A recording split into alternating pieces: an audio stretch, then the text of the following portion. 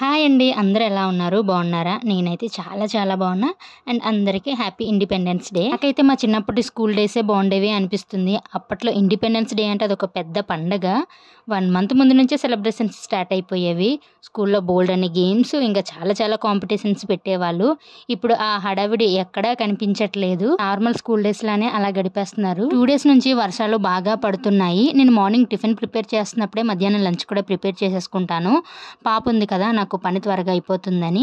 కానీ వర్షం వల్ల క్లైమేట్ చాలా కూల్గా ఉంటుంది. ఇంకా ఇలాంటి కూల్ క్లైమేట్లో వేడివేడిగానే తినాలనిపిస్తుంది.